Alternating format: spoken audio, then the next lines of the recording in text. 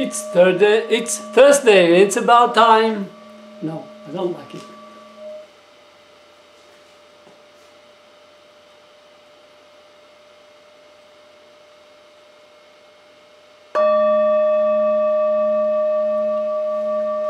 It's Thursday and it's about time to record another episode of my day where I'm sharing with you, as always, one thing that I achieved, one thing that I learned, and one thing that I find out that I need to fix. And I find it very beneficial. I encourage you to do the same. And let's deep dive into today. First of all, achievements. So today it's the first time that I used all the 9 amazing new balls that I bought for a session of, it was a meditation, it was yoga, and it was really fun. I hope that everyone that was there enjoyed it as I did. So a small achievement for me, so I'm sharing with you. So that's all. Playing those balls is really fun and relaxing, and equivalent to meditation. You really need to be focused on what you're going to do next, which type of action you're. So you can play with those balls by going in them, or by taking a stick and just rolling around it. That will create a different. So this is simply the wrong stick, but if I do it correctly, it will, with the right stick, it will produce, it will sing as well.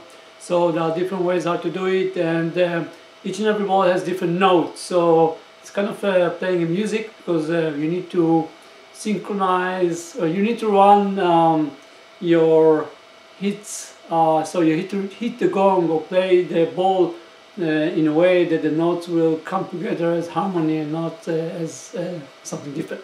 So that's the achievement for today. Too many words for something, but I'm really passionate about it. So the next thing is what I learned today. And I learned today about a game that's called the beer game.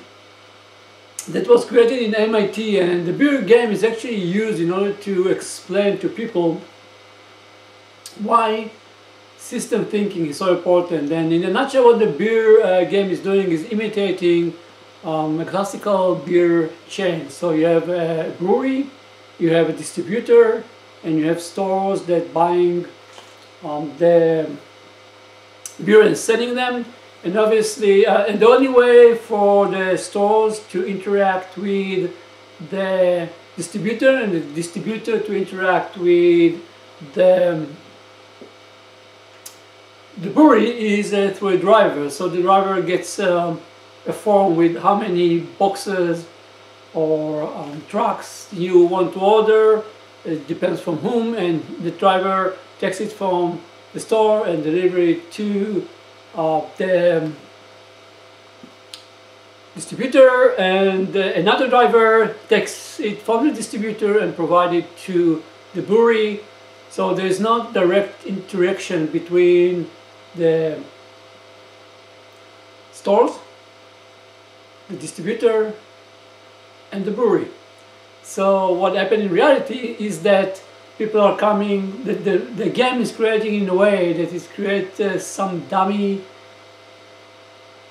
demand, small increase in the demand, which actually ends up with a huge increase in demand from the store to the distributor, and obviously from the distributor to the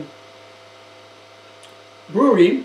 And due to the delay that exists in the process, what's happening is that it takes a lot of time up until each one of the elements, the distributor and the store, actually getting what they order. And since they're not getting it, but people are coming and asking, they are increasing and increasing their request to get more and more beer, and eventually everything falls apart because there's not actually any increase in demand. So when all the stocks start to come to the store, people are just buying the same amount of beer, and now they're stuck with so much stock, so they stop ordering and that's killed the entire process. And it's really nice game because it show people very nicely when you're playing it that in reality, in order to understand the system, you have to understand every element in the system. When you are stuck in one role or one element in the system and you just focus on that element in the system, you don't see the entire picture, and you don't realize that if you just wait or have patience or whatever, or most of the people doesn't realize it or doesn't do it, and eventually the entire system collapses. So if you Google it, the beer game, MIT, you'll see it. It's really interesting, really nice way to understand system thinking, and you can imitate this game at work and see how it affects people. It's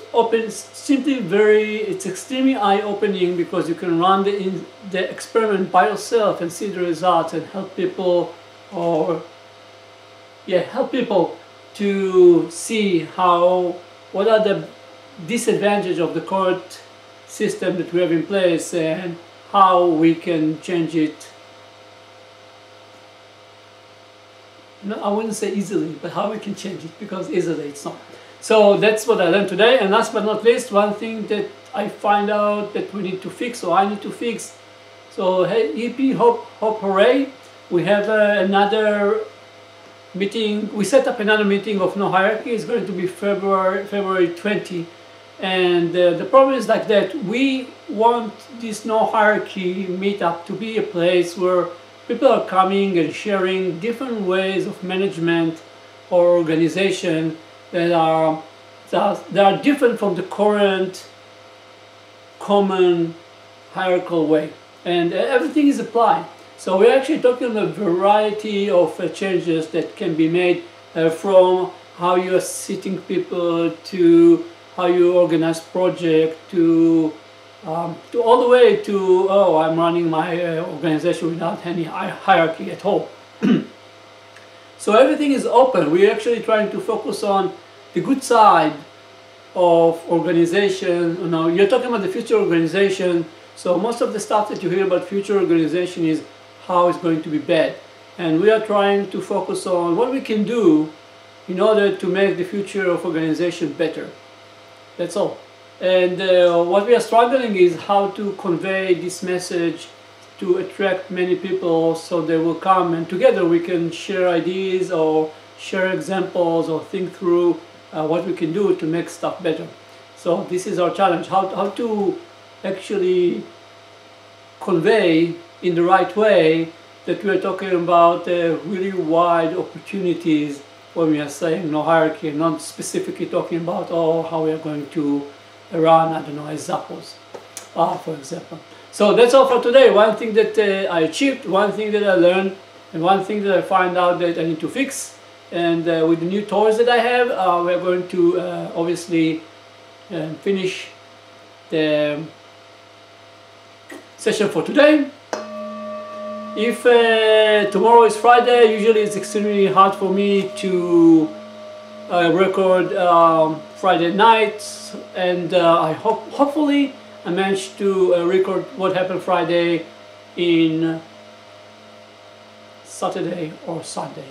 So up until the next time that I see you, bye. I hope that you enjoyed the session and I didn't talk too much because I have the tendency of doing it as you pay attention.